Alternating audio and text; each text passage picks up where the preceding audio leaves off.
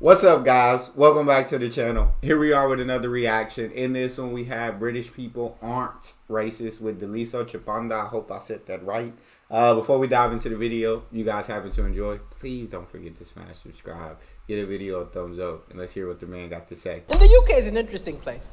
I mean, it's very interesting for me because I grew up in Africa, but I grew up going to British schools, British post-colonial schools. I was fascinated. Like Ghana, did you get educated in Ghana? British schools, right? Oh, what kind of schools? Oh, government schools. Okay. So I don't know what your curriculum was, but our curriculum was very strange because we were in Africa, but we were learning English, French, and Latin. We were not learning any African languages. Latin's a dead language. There's no one walking around talking Latin. My school thought there was more chance of going to run into the ghost of Julius Caesar than another African. And in history, what did we learn? Oh, we learned about Henry VIII and William the Conqueror. We did not learn any African history, even though we were in Africa. That's crazy. And then I moved to the UK. And I heard all these people saying, why do all these immigrants come here? And I was like, well, you spent decades teaching me. He makes a very good point. Know what I'm saying? I've been learning about y'all history, y'all culture, y'all language for all these years. So why would I not be here? Right? I'm in Africa and I'm not learning nothing about Africa. That's crazy.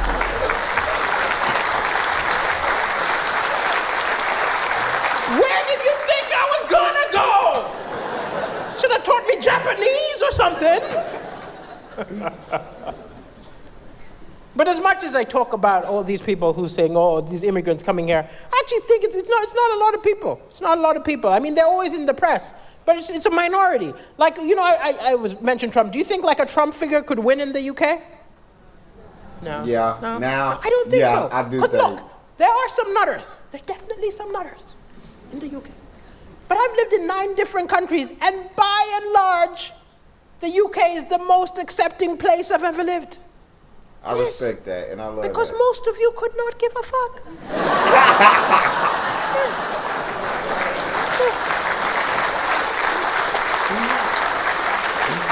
You are not bothered by race at all. You don't have time. In fact, I would go so far as to say, you hate each other more than foreigners.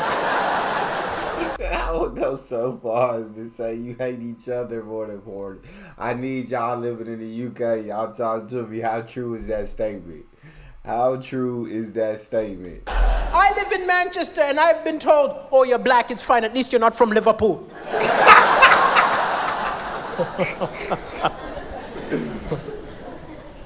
And the other thing which is lovely is, I mean, if you ever need proof that the UK has come a long way, look at the fact that the British National Party fell apart.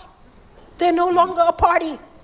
And the reason they fell apart is brilliant. They fell apart because they forgot to file the paperwork to renew their status as a party. They were defeated by admin. And you know what must drive them crazy? I bet they all know if they had a few immigrants working in the office, they would have been fine. Oh my God. The good thing also in the UK is you can talk about everything. You can do jokes about the government. That's I can do Theresa May jokes, no problem. I can talk about the Queen, no problem. It's not the same everywhere. You think I'm ever going to North Korea and drop in some, yo. Nah. This is like Fatty Kim, yo, no. Nah. Not if you want to leave. Not if you want to see tomorrow. You can't do that there. I mean, it is nice to have the freedom to clown the person in charge of running the country. I mean, that is nice. I'm not even going to put that on the special. Just going to edit it just in case he watches it. No. Kim Jong-un jokes, no Putin jokes, nothing.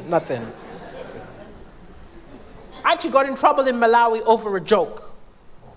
And at the time, my dad was in the Malawi government. You'd think that gives me some protection. No, it did not.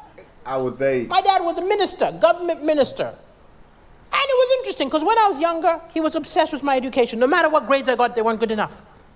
If I got 5 A's, 2 B's, he would say, no! You're not reaching your potential, huh? Apply yourself! If I got 7 A's, 1 B, no. Apply yourself. Not reaching your potential, he'd lock me up, make me study. And I understand though. He just wanted to be proud of me. He was pushing me to be the best version of myself. Mm-hmm. And you know, he's still in the government, right? He's still in the Malawi government. So I called him the other day and I said, Dad, there are food shortages all over Malawi and there's strikes in the street. Apply yourself. There's food shortages in Malawi. There's strikes and riots on the street. Apply yourself. Dad, I'm good. I'm grown. I'm a comedian. I'm good. Apply yourself. I like that. Dad focused right. Was making sure his son was as successful as he could be. Was making sure he was well educated. Was making sure he was the best version of himself. And as a new dad, I can understand that. I don't think you're reaching your potential. That's how I be talking to my baby. That's how I be talking. Hey son, Google say on average, baby supposed to roll over at 4 to 6 months. Son, we in month 3. We should be rolling over right now. Forget what Google. We advanced here. They say we should be walking at this age. You know what, son? We gonna skip crawling. Forget. We're going straight to walking. Now I talk to him all the time, and I'm always like trying to help him advance himself. I don't know. It's something about it. I think once he grows up and gets in school, I'm gonna for sure be like his dad. I did this joke on a Monday. Tuesday morning, front page of all the Malawi papers was my face. And the headline, Minister's Son Ridicules Government. I got a call from the Malawi censorship board angry. They said, we have heard you are trying to bring down the government. We are coming to arrest you. Where do you live?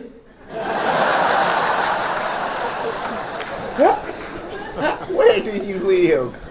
And so I'm happier in the UK. I mean, I love being in the UK. It's a very accepting place. It's also like you're educated about other countries. Like, you know, Africa is a real place. Yeah. Well, you said, you know why I say this? Because I visited America to do some gigs. Oh, man. Now, do we have any actual Americans in the room? Hello? Hello, Americans? We need an apology from you for Trump? No, I'm kidding. No. But what I'm saying is, what I'm about to say does not apply to you because you are clearly Americans who have traveled.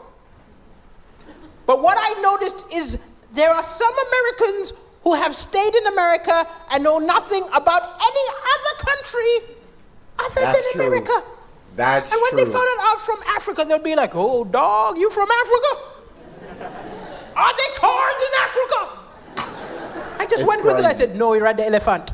Bro, it's genuinely insane, like, how much Americans are uneducated about the rest of the world because they don't educate us about the rest of the world. Africa, the only things we see in Africa is those commercials where it's like, hey, send 50 cents and you can feed this child, like 50 cents a day will help feed this child. And those type of commercials, they don't show nothing about the incredible beauty that Africa contains. They show nothing of it. We have no idea. So unless you actually educate yourself, because the government not going to educate you, the media not going to educate. So you got to go and look up that information, educate yourself, and see. And so like we don't know geography of the world. I only know a lot about different countries because I started reacting to different countries all over the world. I started learning more about different countries, and I'm like, I understand why the U.S. wasn't educating us because then we would realize, hey, if you're wealthy and you're very wealthy, America, I don't think there's a better place to be on earth. I don't know if there's a better country to be on earth than America for the wealthy. But if you're not wealthy, which is most of us, there are plenty of other countries out there that you will have a better quality of life. And I feel like America knows that. And America don't want to tell us that. So they only going to show us the bad parts of every other country when they do expose us to other countries. So that we don't want to go anywhere. But that's just how it is. That's just how I feel. We put the bag in the trunk, we say, go Dumbo. And people always think I'm talking about white Americans. No, the weirdest questions I got was from black Americans. Because to them, Africa's the motherland. It's their roots. One guy, Kyle, came to me and said, yo, dog, man. Can you help me, man? Can you help me? Can you give me an African name? I want to do that Malcolm X thing.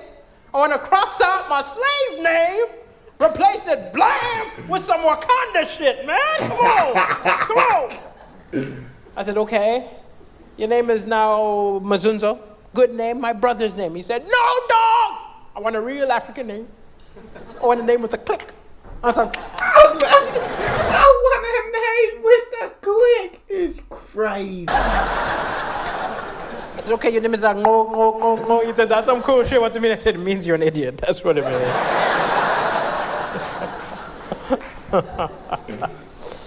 I'm not saying that they're not cultural differences. Of course they're cultural differences. Of course there are lots of things which are different about us. We've got, I don't know, like I was talking about the churches.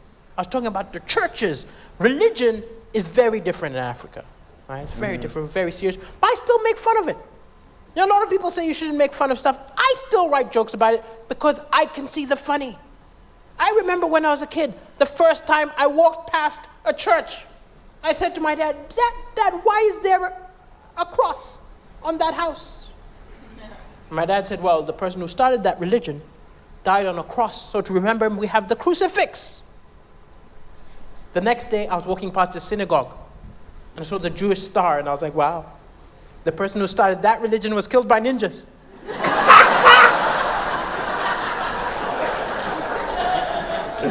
My days. I love it. Bro, this is my first time seeing Daliso. This man is absolutely hilarious. He's hilarious. And you know how we make holy water? Priest gets regular water, blesses it, it becomes holy. If I was a priest, I would bless everything. I'll go to McDonald's, order a burger. Holy cow.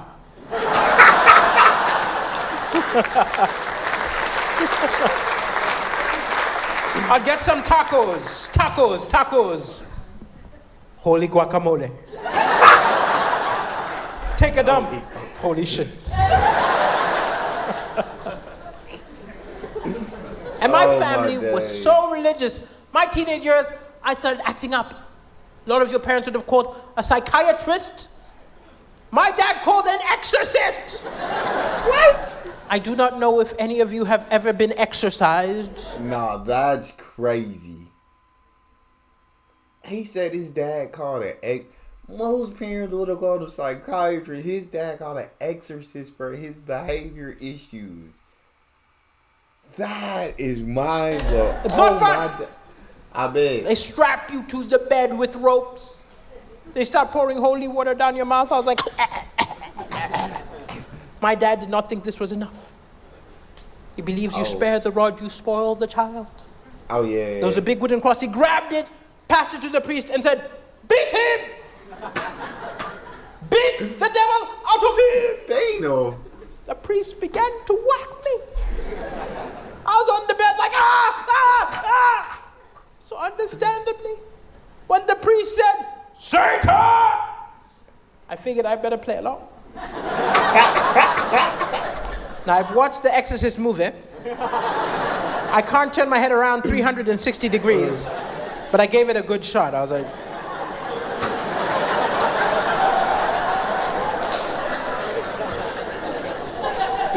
And he said, Lucifer!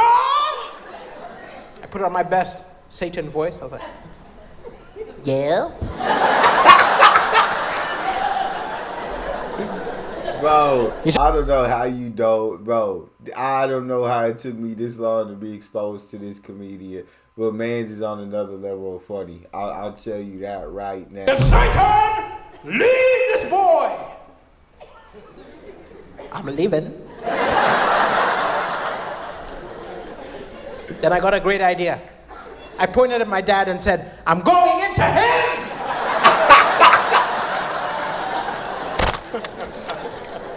Nah, he's beyond funny, bro. Shout out to Daliso Chaponda. That was an incredible little clip of him. That's all we have. Let me know what you guys thought. If you enjoyed, don't forget to subscribe, give the video a thumbs up, and check out the next one. I'll see y'all next time.